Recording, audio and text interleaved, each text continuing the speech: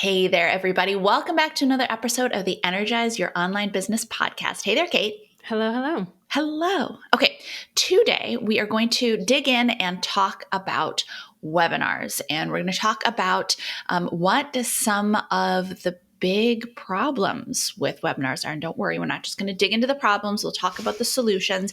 But there's a lot about the way that we have been taught over the years to do our webinars that just don't work anymore and don't make sense anymore. And instead of just continuing to do the same things over and over again, because 5, 7, 10 years ago they worked, we as business owners have to dig in and evaluate and not just take something as canon because it's been taught for so long. Because especially in the digital industry, stuff is changing all the time, and we need to make sure that we keep up with that. Although also we'll say, I think there are things that have never really worked, but we'll dig into that. So I think the first thing I want to say is just the concept of a webinar as in an event in which you communicate with a group of people about what your level of expertise or what your zone of expertise is fantastic, right? That concept is fantastic and will always be something that is useful. But what doesn't work so well are how they're structured and some of the historic content that we've been taught to dig into, or we've been taught to teach.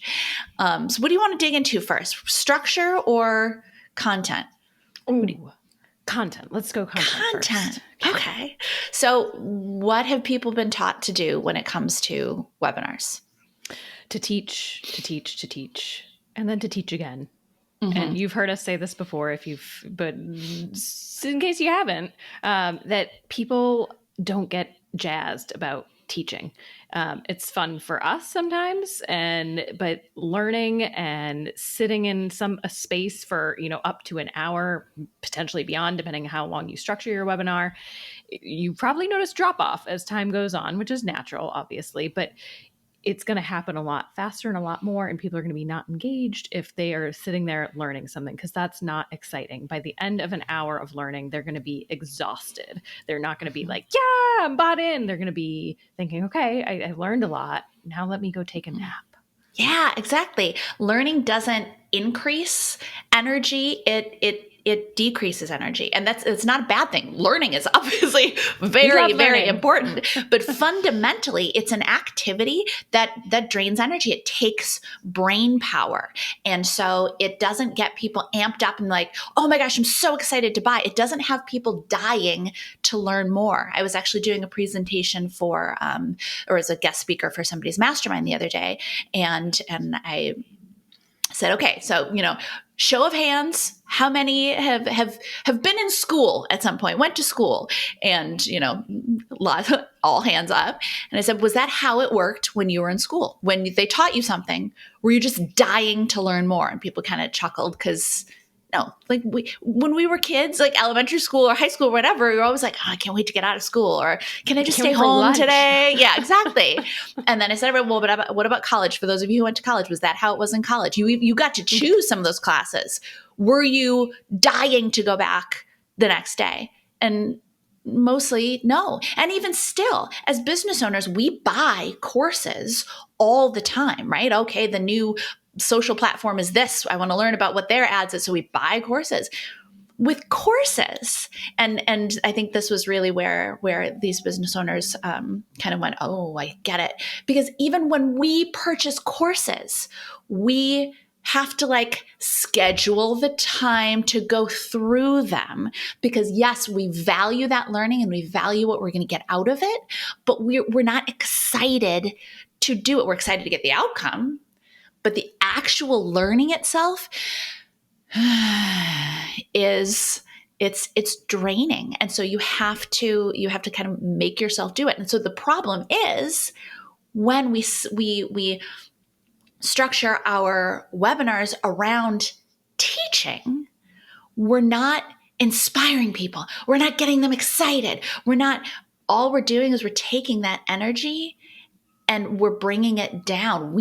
Kate, to your point, we may be excited about, we love our topics. We want to talk about it. We want to teach people. And there certainly is a place for teaching, but the place for teaching is within the course after people purchase, or within your program, or within whatever it is. Because once they're in there, then, we all have structures to help people get through it. We have Facebook groups, we have, accountability to help people get through, because the learning is not the easy part. The learning part is a little bit draining. Yeah. And it's really just a different point in the user journey, right? So before they are bought in is when they need to get excited to actually be bought in. And once they're bought in, then they're ready to do the learning and dig in and really say, okay, I purchased this and I'm going to make progress and I need to take action on these things. And to do that, I need to learn. But before that, that's not the mind space that someone's in. They need to be bought in first. They need to be excited. And if they're already learning, then they might actually find out they don't need to get into the full program, right? This is this concept of little wins and getting a little win from the webinar. Mm-hmm. Yeah, exactly. I love that point about being at a different point in the customer journey. You're kind of like, you're skipping them ahead before you're even giving them a chance to go, oh, I'm excited about this possible end result. You're skipping ahead to teaching them. And the little win point that you're getting into, Kate, is it's so funny because that's what we're taught. You're supposed to give them a little win, and then they're going to want a bigger win. And that's almost never true. It's either one of two things. Someone gets a little win and they go, oh, okay, this is enough.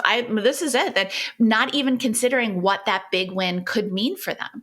They're happy with this little win, and so they don't purchase. Or they get the little win and then they go, and I know as business owners, I know we've done the same thing on webinars, because I've done it. I know you guys have too, where you get the little win and you go, okay, all right, I think I got this. I think I can figure out the rest of this on my own. I don't need to buy their program. When of course, I'm sure that would be beneficial, but when we have the little win, we're like, all right, I can figure out the rest of it. So giving people a little win doesn't get them excited for a big win, because we've taught them something. And so they think they know enough, when of course, what we need to be doing is actually giving them a little bit of insight into the possibility, or talking about the possibility, talking about the transformation they experience, but also making it clear to them how much they don't know. Right? Because we are generally, what is it? Unconsciously competent? No, unconsciously incompetent. We don't know how much we don't know. Yeah. Exactly. And that's the same thing with our target audiences. Unless we make it clear to them how much they don't know, a lot of us are going to go into it and be like, yeah, I can probably figure it out. I can probably figure out, when we know, oh my gosh, no, there's so much more that you have no idea about. And if people don't know that, we have to tell them. Now, obviously, that's not that's going to come at a certain point in your presentation, and right before you tell them that, you can help them learn all this stuff. But it's not going to be little wins that get people excited. It's going to be breakthroughs. And that's something we talk about a lot with our students is we call them paradigm shifts, and changing the way that people look at things, and changing the way that people look at accepted tenets or concepts that everybody is saying is the truth, but you know that it's not the truth, and often things that have been holding them back. Teaching people how to get over things that have been holding them back, or opening their eyes to what has been holding them back is a better way of saying it, because again, not teaching. That's what gets people excited. That's what gets people invigorated. It's not learning that gets people excited to take the next step. It's breakthroughs that gets people excited to take that next step. And then of course, on top of that, the helping them understand what they don't know, helping them understand what you can teach, what you can help them learn, all of that kind of thing, that you can get them to that transformation. But fundamentally, this idea of like, just teach, give away your best stuff. It's easy because we know we're experts, right? We could sit down and teach on our stuff with our eyes closed. But I guess that would be easy with your eyes. You know what I mean? Insert saying about something being easy. But just because it's easy for us does not mean it's the best way to get people to want that transformation and to want to purchase from us. Or that it's what they need. It's the difference between teaching them very tactical concepts versus more inspiring and getting them to think bigger and understand the value of your program. Because if you're teaching them tactical, they can kind of see the step-by-step path, versus if you're teaching them something inspirational and aspirational, it's so much more. It opens their minds to the bigger world out there and the bigger possibilities for them, and understanding, oh, wow, I haven't thought about it this way, or, oh, I didn't realize that was an option for me, or, oh my gosh, this person totally understands me. I need to get involved with their program because they get where I'm at in my journey. Yeah, absolutely. Okay. So the other side of that is the way that we structure these things, these events. The way that we've been taught to do it basically penalizes people for having lives. You know, the classic, okay, I'm doing a webinar Tuesday at 7:00. You have to be there live. It's going to be great. It's going to be so exciting. Yay. Excellent. And we'll talk a little bit about, in just a second, about the concept of replays, but that whole all right, be there at 7:00. This is your chance to see it. Be on, be live, da, da, da, da, da. There's so many times when people sign up for webinars fully intending to be there. And I know I've done the same thing. Kate, I know you have too. We sign up for webinars fully intending to be there. And then life gets in the way, right? Especially when it's an evening webinar, when it's like, oh yeah, I can sit down at 7:00, no problem. 7:00 in most people's households are crazy, right? The kids need to be fed, spouse is home talking about work, all of this kind of stuff, or in the middle of the day. Well, oh, it's the middle of the day. Well, but your audience may be working. On top of the fact that doesn't even take time zones into account. 7:00 on the East Coast is 4:00 on the West Coast, and that may be and then if you have a global audience, things get even crazier. Exactly. If you have an audience, if you're doing it at a certain time of the day and you want to talk to people in the US and people in Australia, good luck. Sometimes it can even be hard with US and UK. We know this. We have a global audience. And we do live coaching calls, and we try to stagger those to get as many people in as possible, but you're never all going to get everyone. So this requiring people to show up live first of all, it makes it very difficult because it segments your group into who's actually available to do it during that time. But also, people could sign up very much intending to be there, but life gets in the way and they just can't be there. But because you said it can only be this time, we're forcing people to operate on our schedules instead of their schedules. We're forcing people to do things when it works for us, not when it works for them. Yeah, I can't think of how many times I've signed up for even business webinars and I block off my work calendar, fully intending, I've got a block in the day. Something far more important comes up that has more urgency than a webinar, and it just gets steamrolled. And then it's okay, I missed it. Mm-hmm.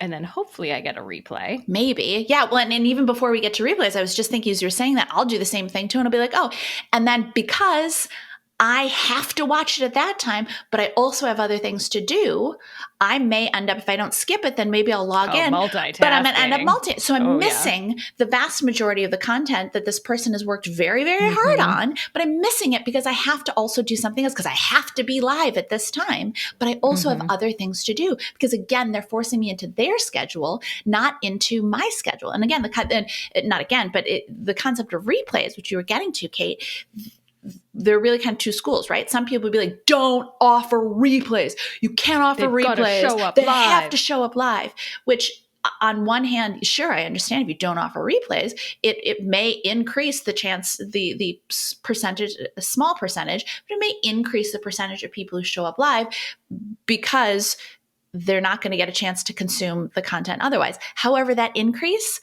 generally tends to be a pretty small number, because if people's lives are getting in the way, you threatening not to give them a replay is not going to be like, I'm going to ignore my kids tonight because there's not a replay for this event. That's just not how we work.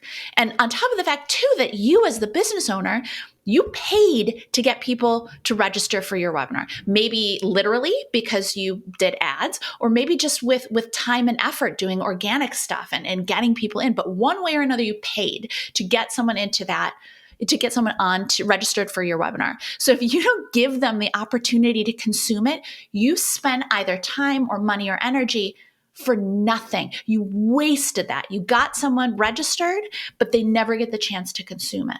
Yeah. And then if you do send out replays, there's a very good chance that this just sits in someone's inbox. And I have many of them in my very own where from like 2021, embarrassingly, I just went through and got rid of some that are outdated. The information, maybe the link doesn't even work anymore. But even if they do click and open that email and decide to sit down and watch the replay, there's no incentive to do it at any, right after, right as the replay comes. And maybe they start it and maybe they stop it and maybe they forget to come back to it and they don't watch the full thing. They might get, a snippet of your message. Yeah. But then also, even if they are opening it after the fact, again, the energy level is decreasing. That motivation, that excitement, it's all declining. That timeline is still burning up as the days go on and as the hours go on even. So it's just not as exciting, obviously. It's not as energizing and motivational. It's okay. Exactly. And you guys, if you've been listening to the podcast for a while, you've probably heard us talk about this before, but we'll say it again. To Kate's point, the people are most excited about you and most motivated when they first encounter you, when they first opt in for your list, when they first find you on social. And so any point after, because motivation is a chemical state, excitement is a chemical state, so it decreases. So the longer that they have to wait to get your offer, your solution, the more that energy decreases. And so if they have to wait, okay, well, they have to wait. They get on your list and then, to get what they want, they have to attend your webinar. So they have to wait to attend your webinar. And then, they couldn't be at your webinar. So they have to wait for the replay to come in. And by the time the replay comes, they care a whole lot less than they did before. You burned up all of that valuable motivation and excitement getting them to that replay point. At that replay point, will some people watch it? Yeah, absolutely. But the percentage of people will decrease dramatically. Yeah, and then if you're thinking, well, Nicki and Kate, what about just-in-time webinars? Duh, this is the solution to all of this.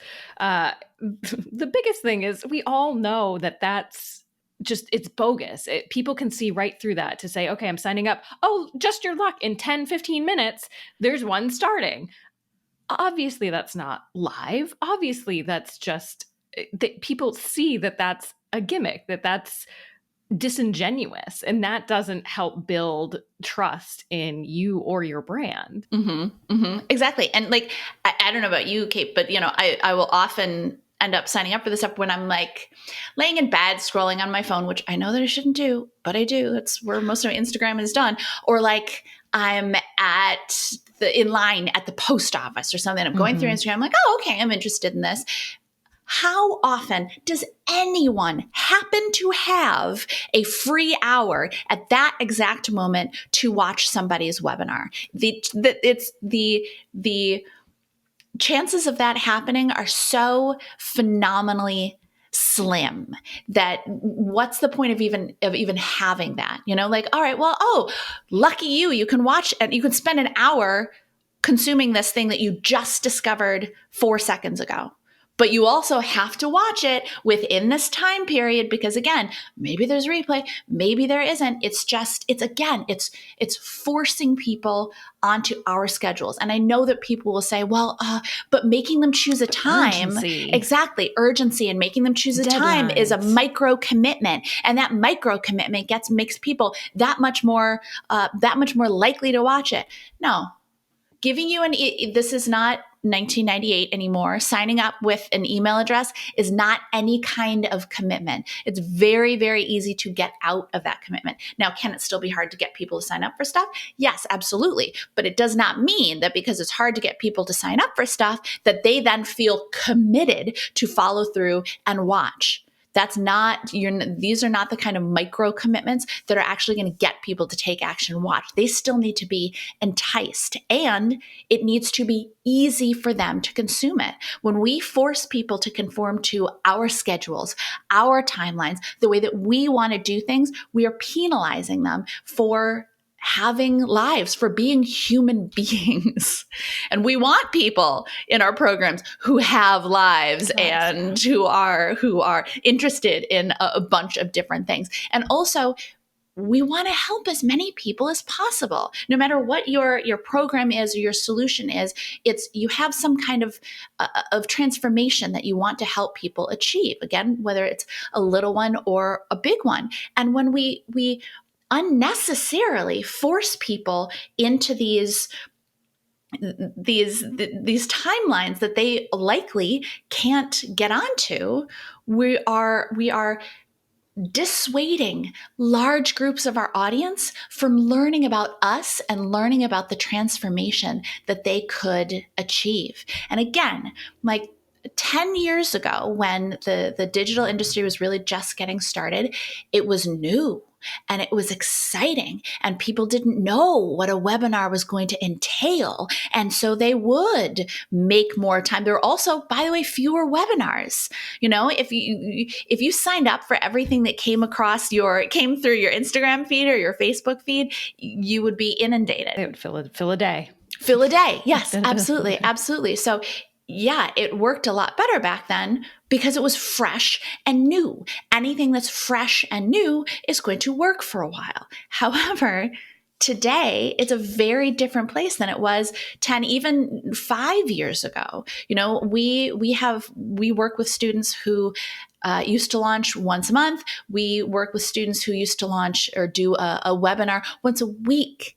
And they would have trouble getting people to show up because, again, we're forcing them on our timelines, not on theirs. And the world is busier now than it has ever been. We need to make it easier for people to consume our messages, not harder. And that's another huge problem with webinars.